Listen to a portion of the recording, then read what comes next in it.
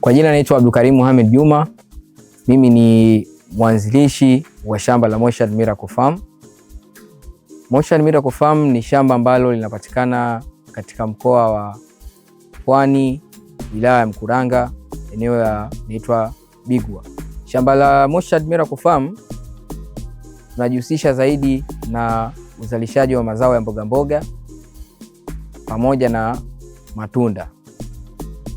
Mfano wa mazao ya mboga mboga ni mazao ya nje kama nyanya, mahindi ya sweet corn, na katika uzalishaji wa mazao ya mboga mboga katika upande wa ndani kwa matumizi ya kitalu nyumba kwa maana greenhouse ni mazao kama vile hoho za rangi na mengineyo.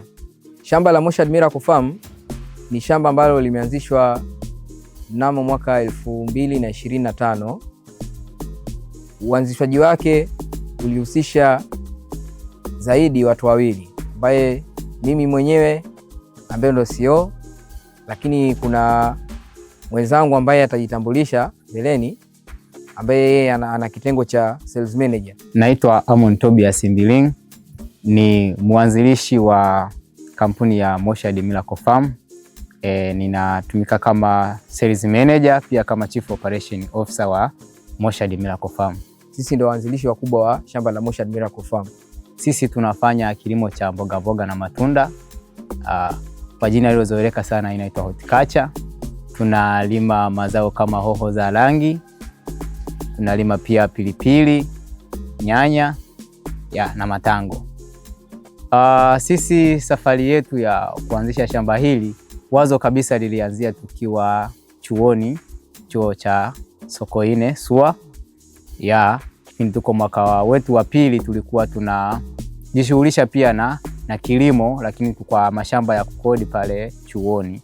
Tulikuwa tuna greenhouse zetu, tunafanya kilimo ambacho kilikuwa tunafanyia kule SUA. Na kipindi tulivyo graduate, lile wazo tulivyolifanya tuliona limetuletea faida kwetu. Kwa hiyo tukaona ni kwa nini tusiweze kufanya kitu ambacho kitakuwa ni chetu wenyewe na pia tuweze kutufaidisha sisi pamoja na ujuzi ambao tuliokuwa nao tuweze kuwafaidisha na vijana wengine. Sisi tumeamua kulima mboga mboga na matunda. Kwanza kabisa mboga mboga na matunda ni zao la muda mfupi. Lakini pia hizi mboga mboga na matunda tunazozilima sisi, tumeenda sokoni, tumeangalia mboga mboga na matunda ambazo zina bei nzuri au tunaita high value crop. Kama hizo hoho za rangi, hayo matango ya Kichina na hizi nyingine mboga mboga kama lettuce na pak choy. Hatukuanza kama shamba mnavyoliona hapa. Shamba lilianza katika sehemu ndogo sana ambayo tulianza kwanza na trial ili tuweze kujua shamba letu linakubali mazao ya aina gani. Lakini baada ya kuwa tumeshajithibitishia kuwa shamba letu mazao gani yanakubali zaidi, ndipo tukaanza kuexpand kidogo kidogo. Kwa expansion ya shamba letu ilikuwa katika phase 3. Phase ya kwanza tulianza kulima nje. Baada ya matokeo mazuri tukahamia, tukaanza kutengeneza greenhouse ya kwanza, then tukaja greenhouse ya pili mpaka tukamaliza greenhouse ya 3. Na shamba lilipozidi kukua tukaenda phase ya mwisho ya 3 ambayo tumeongeza eka nyingine kama 3 katika upande wetu wa pili. Vijana wanakwama wapi? Naweza nikajibu kwamba kuna ile idea ambayo wanayo ambayo ni ya zamani sana, wakisema kwamba vijana wanaojihusisha kwenye kilimo ni wale ambao wamefeli, na kitu ambacho sio kweli. Kama sisi vijana ambao sasa tayari sisi tuna degree na unaona tunamiliki mashamba, kwao ni ile idea ambayo wanayo ya zamani ambayo haifai kwa wakati wa sasa hivi, kwamba wanaojihusisha kilimo ni wale watu ambao wamefeli au watu ambao wameshindwa kabisa, kwamba kilimo wanakitumia kama option ya mwisho kwenye maisha yao. Lakini kwa sasa hivi kilimo ni fursa na ni sehemu ambayo mtu unaweza ukajiajiri.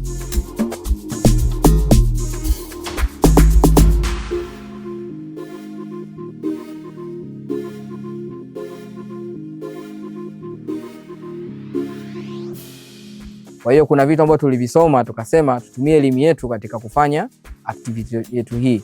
Kwa hiyo kitu namba 1, shamba letu tuliweza kufanya fencing, ambayo fencing iliyofanyika ilikuwa ni fencing ambayo tunasema ni kama ni live fence, ambayo tumejitahidi kwanza tumetumia nguzo ambazo ni asilia za kongowele, tumefunika na makuti, na pia tumepanda miti kama vile migomba kwa ajili ya kuweza kufunga fensi yetu.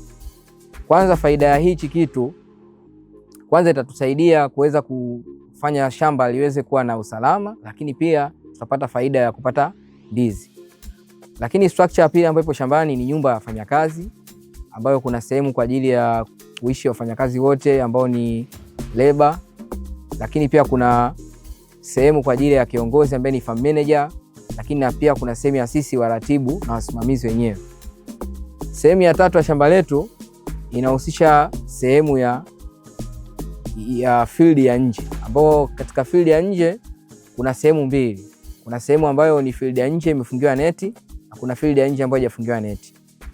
Sehemu ambayo ya nje haijafungiwa neti, mara nyingi tunapanda kama mazao kama nyanya na mahindi. Eneo ambalo la neti tunafanya hivi kwa lengo kwanza la kuweza kuzuia wadudu ambao ni waharibifu kwa mazao, na mara nyingi tunapandaga mazao kama mboga mboga.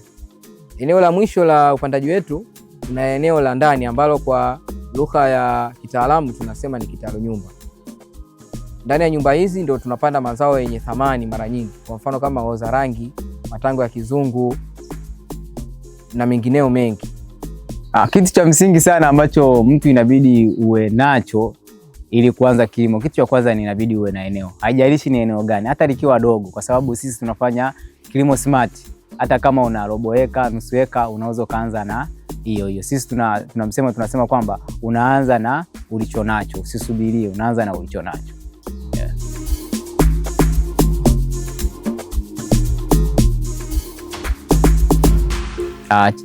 Kwa chanzo cha maji sisi hapa tunatumia kisima ambacho tumechimba, kisima mita 150.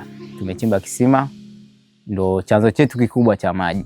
Ila tuna visima viwili, kuna kisima kidogo na kisima kikubwa. Kidogo ni kwa ajili ya maji ya kunywa ambayo ni maji safi yale ya kunywa, mengine yale maji kisima kingine kikubwa ndo hicho cha kwa ajili ya irrigation. Shamba letu lina part kama 3 ambayo kuna moshad 1, moshad 2, lakini kuna sehemu ambayo ni kama ya mapumziko. Nikiongelea sehemu ya mapumziko, ni sehemu ambayo tumeweza kufanikiwa kutengeneza miundombinu ambayo itamfanya mtu ambaye anataka kuja kujifundisha au kuja kutembea kuweza kufurahia kipindi anakuja kufanya matembezi yake. Tumetengeneza sehemu kama ya garden ambao watu wanaweza wakaja kufurahia huku akiwa anapata elimu kuhusiana na kilimo. Lakini kuna sehemu za kuchomea nyama tumetengeneza. Pia kuna sehemu za mabanda ya wanyama ambao kama kuna mabanda kama ya sungura ambayo karibuni yatakuwa yameweza kukamilika.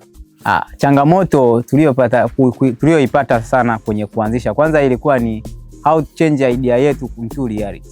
Yaani sisi tulikuwa tayari tuna picha ya shamba tunataka iwe hivi na hivi. Sasa hiyo kwamba tunaweka wapi, tuna structure wapi, ndio ikawa kwanza ilikuwa pia ni changamoto. Lakini baada ya kupata sehemu gani ambayo tunaweza tukaweka shamba yetu ukanda huku pwani, tukaja ina changamoto sana. Yaani kwenye swala la kilimo kwa ukanda wetu wa pwani una changamoto kidogo. Kwa sasa tulivyoanza kama hivyo ndio tukaanza kupata hizo changamoto mbalimbali. Kwa mfano kama maji, kuna muda ambapo umeme ulikuwa unakata, naona ilikuwa ni changamoto kidogo ambazo zilikuwa zinatusumbua. Pia udongo wa huku una magonjwa mengi, kwa tumetumia utaalamu sana kufanya treatment ya udongo. Kwa Moshad Miracle Farm pia tunafanya consultation kwenye swala kama mtu anahitaji kufungiwa drip, tunafanya hiyo kazi. Kama mtu anahitaji kujengewa greenhouse, tunafanya kama kutesti udongo, tunafanya hiyo huduma kwa gharama nafuu kabisa. Msiogope, yani structure kutoa, labda una shamba lako unataka upate ramani, unajua ulime nini, hiyo huduma tunatoa. Elimu ulime nini kwa muda gani, pia hiyo elimu tunafanyaje, tunatoa. Kwa hiyo karibuni sana Moshad Miracle Farm, mjipatie elimu.